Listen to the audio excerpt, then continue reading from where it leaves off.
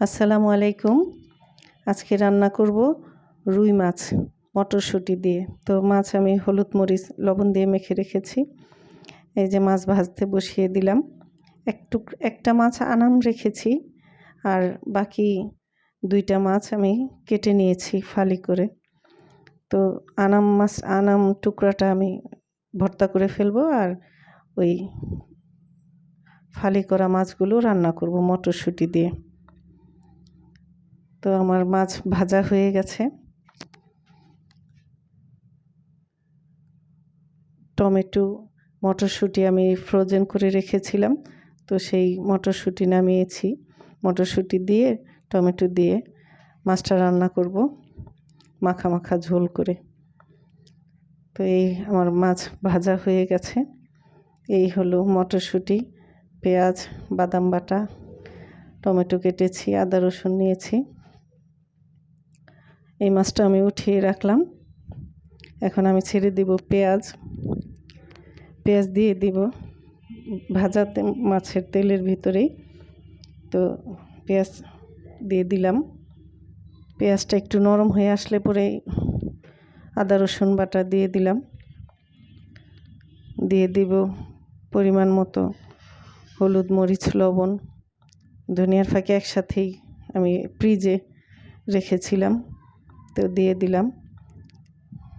মশলাটা কষিয়ে তারপর আমি টমেটো দিব। তো টমেটো দিয়ে দিয়েছি, একটু বাদাম বাটাও দিয়ে দিলাম যাতে গ্রেভিটা ভালো হয়। পেঁয়াজ কম দিয়ে বাদাম বাটা দিলাম, স্বাস্থ্যের জন্য ভালো হলো আর গ্রেভিও হলো। বাদাম বাটা দিলে পরে গ্রেভি ভালো হয় যে কোনো তরকারিতেই। এর জন্য আমি শুধু মাংসেই না, মাছেও বাদাম বাটা দিই। তাছাড়া স্বাস্থ্যের জন্যও ভালো।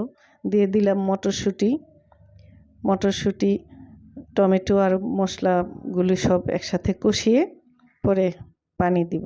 তো আপনারা সবাই কেমন আছেন? আমাকে অবশ্যই সাপোর্ট করবেন যাতে আমি সামনের দিকে এগিয়ে যেতে পারি একটু একটু করে। তো এই তো মশলা কষানো হয়ে যাচ্ছে, আর একটু নাড়াচাড়া করে আমি পরিমাণ মতো পানি দিয়ে পরে মাছগুলি দিয়ে দিব। তো বাসায় আমরা অল্প মানুষ, 3 জন, একজন তো মাছ খায়ই না, আর বউ শাশুড়ি 2 জন মাছ খেতে হয় মাঝে মাঝে। ঘরে যা রান্না করি আমি কিন্তু তাই আপনাদের সাথে শেয়ার করি। তো এই তো আমি পানি দিয়ে দিয়েছি পরিমাণ মতো। এখন মাছগুলি দিয়ে দিব।